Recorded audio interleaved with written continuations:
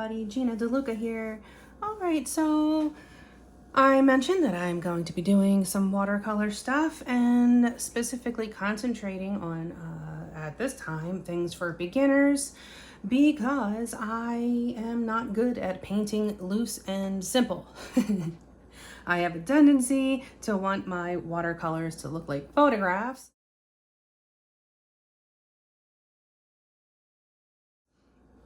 And so we're going to just play around and we're going to do some really simple things here today. This is going to be a one color painting. It's going to be super easy. A complete beginner can do this. Even if you have never touched a paintbrush in your life, you can do this. So what I have here is a piece of Strathmore watercolor paper. This is the 300, well, it's the 140 pound, so you can see what this is. 140 pound. And this is cold press paper. Cold press has a little more texture to it. Hot press makes it a lot smoother. And really, you can use any kind of paper. If you are just new at this and you just want to practice, you can get some super cheap watercolor paper just to kind of get your feet wet. This can be frustrating. Just know that it can be frustrating because the paper, if you keep working it, it will start to break up a little bit. But if you're just learning how to do brush strokes and want to just practice, I also use that paper for testing my colors to make sure that it is the color that I want. It's not too dark, not too light, what have you. The color that we are using today is Dr. P.H. Martin's Hydrus line, and this is Cobalt Violet.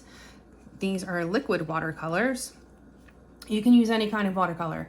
I can't find my pan watercolors. I have a whole bag of tube watercolors. I don't know where any of that stuff wound up. I moved and a lot of my stuff I can't find. So the first thing we're going to do is take a flat brush.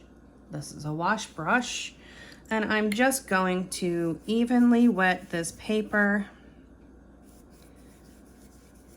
You want to get it evenly wet, completely saturate it, because we're going to lay down our background.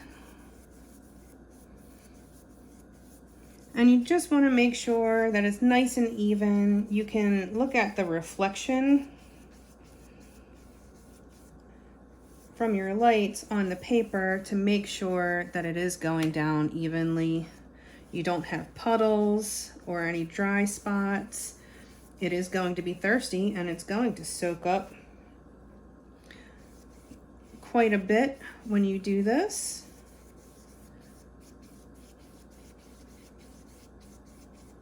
And then I'm going to take some of that color. I'm gonna add a whole bunch of water to it.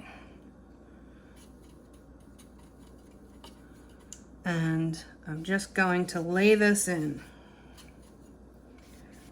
Easy as pie.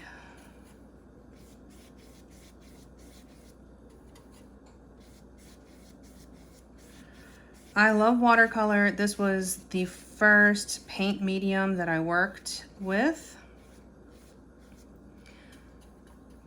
And one of the reasons that I loved doing the acrylic pours is because I love fluid paints or inks. I like doing alcohol inks. I like using the fluid dynamics to create cool things. So this is it. This is all we're doing for this first layer, just laying down a very light wash.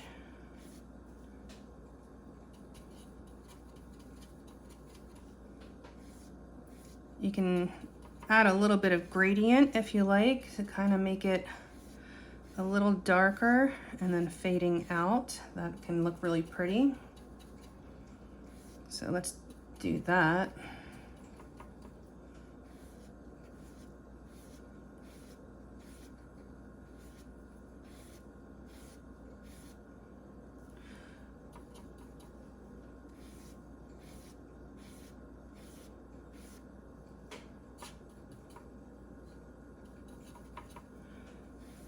Just want it just a little, just a tiny bit darker up top. When you look at the sky, it's not a solid color, it has a gradient to it. So that is what we are doing here. And just blend that down and wash out our brush.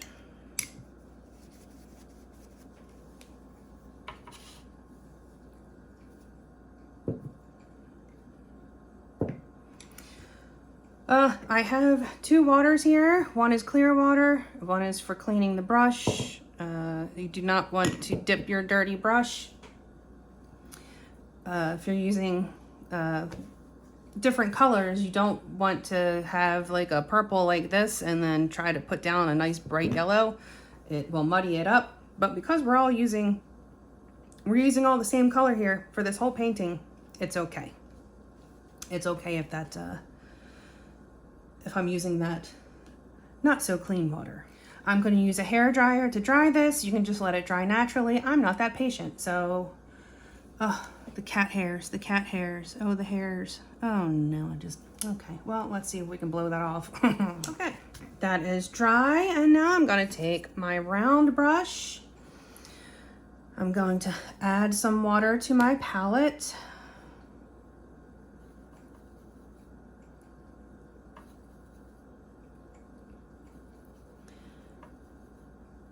And we are going to make each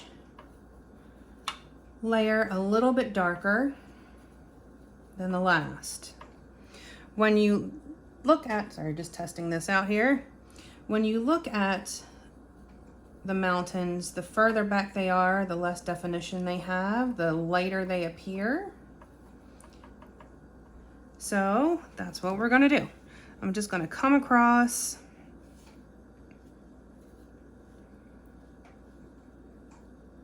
this way.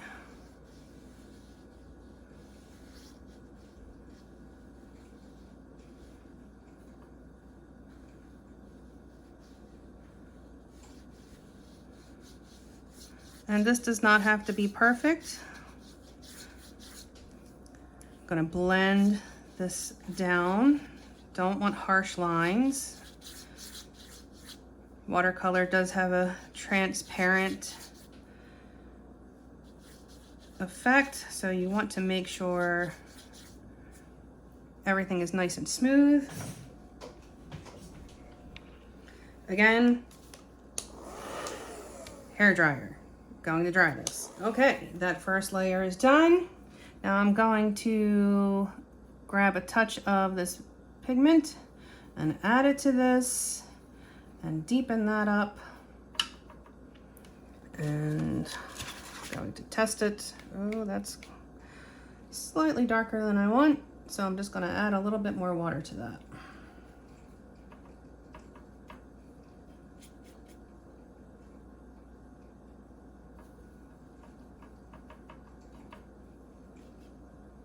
Okay, that looks better. And just going to come in this opposite direction.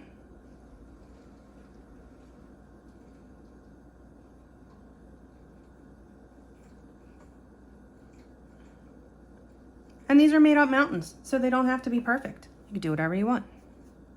That is the beauty of this. And again, blending that out.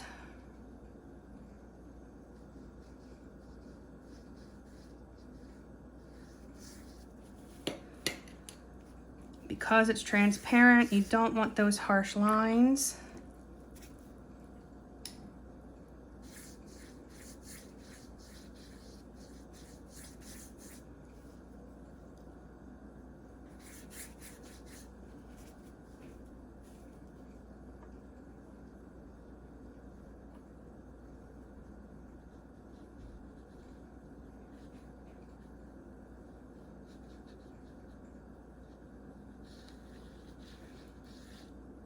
Just blending that a bit because the water bled up a little bit up into that mountain.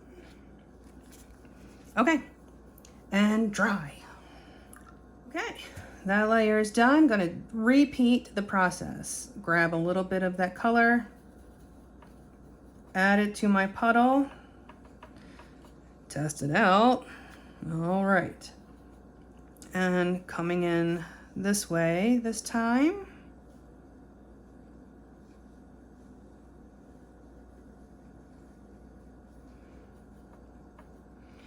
And if you don't like what's going on, you can always just come in and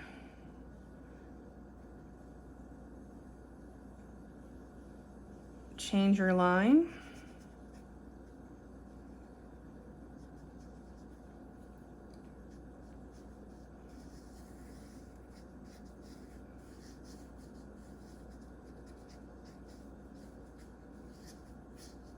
And this color right here, this is okay.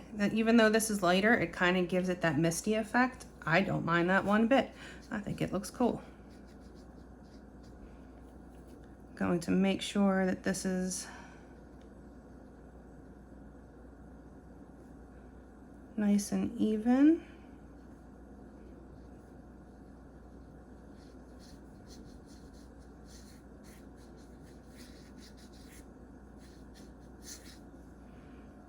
And again, blend it out.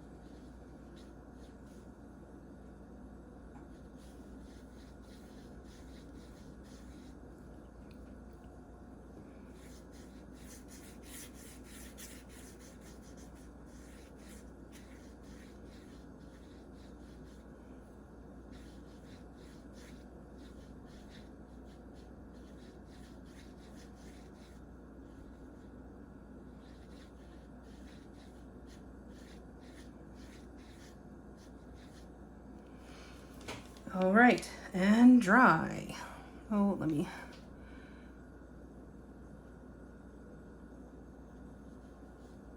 I'm getting fussy. I need to remember to not be fussy. That is the exercises that I'm doing. Don't be fussy. Okay, and I do have a little bit of variation in the colors here. That's okay. It looks like it's part of the mountain. And again, grabbing some of that pigment, darkening that puddle once more, and going to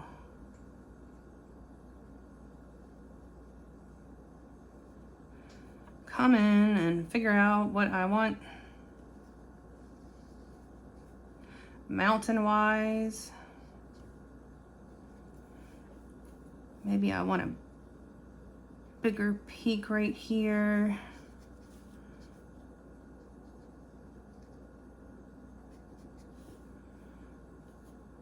Maybe I want this to actually come up there.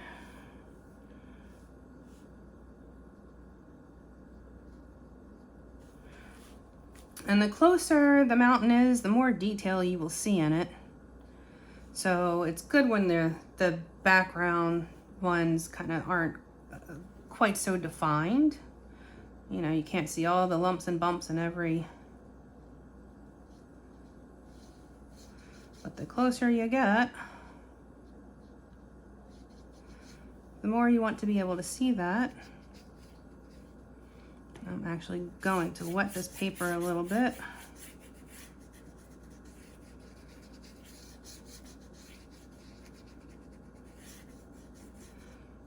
Just so it doesn't wind up being streaky, and I'm going to fill this in. This is going to be our last row.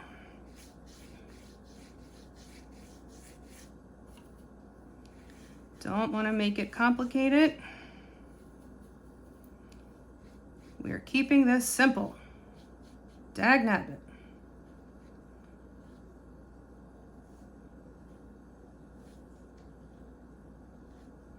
If you kind of follow the mountain structures and kind of give this little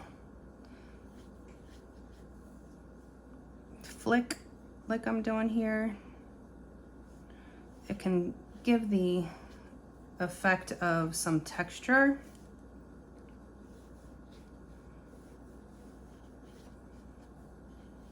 You can just do this straight across and nice and solid.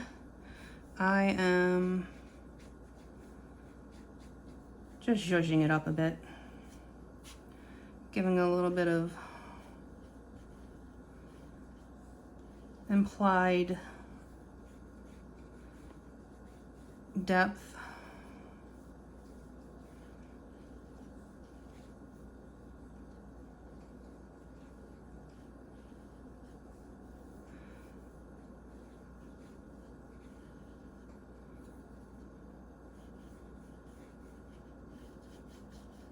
You do not have to do that part. You can just make it solid.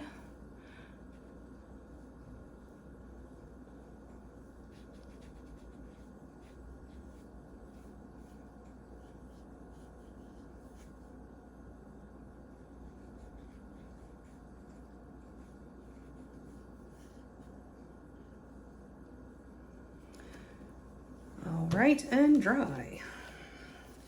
Okay. I've dried the painting and I have given the tape a good heating as well. It peels easier that way. It is less likely to rip your paper. This part is so satisfying.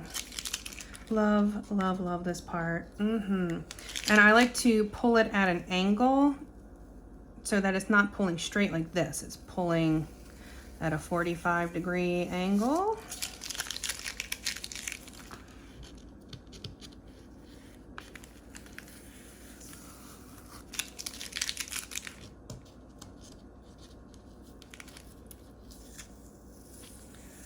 And there it is. Look at that. One color. And you can absolutely do this. You really only need one brush to do it. The wash brush just makes it go faster. But you can see how adding a little bit of that darker to the sky gives it a little bit of depth, and how the mountains in the front have a little bit of depth because there's some, you know, darker puddles that I kind of left in there, and hopefully you can see all that. I can't really see what's recording, so but that is it. That's all it takes. You can absolutely do this. Anybody can do this. It is a great exercise if you wanted to test out all of your watercolors and see how they look in different values. This is the perfect way to do it. This is a great way to swatch your pieces. If you have a little notebook, something like this is a watercolor work notebook, and you could do a swatch, something like this in every color, and see how they all look. This one is from Arteza, but you can get them anywhere. But that's it. I really hope that if you have been wanting to venture into watercolor, that you would give it a try. It's really hard to mess this up.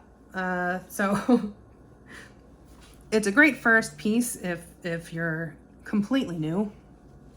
And yeah, so that's this piece. Please do check out the description box below for links to my PayPal tip jar if you feel so inclined, my website, GinaDeLuca.net, where you can find my art and music and fluid art inspiration cards for sale. You'll also find my affiliate links and coupon codes. And you'll find the link to our Facebook group. Go make some art, join us there, post your masterpieces, ask your questions, get some inspiration. And if you give this a try, please join the group and post it there. I would love to see you guys follow along on this journey with me and learn something new. All right, that is it for me for today. I hope y'all have a beautiful day. Go make some art.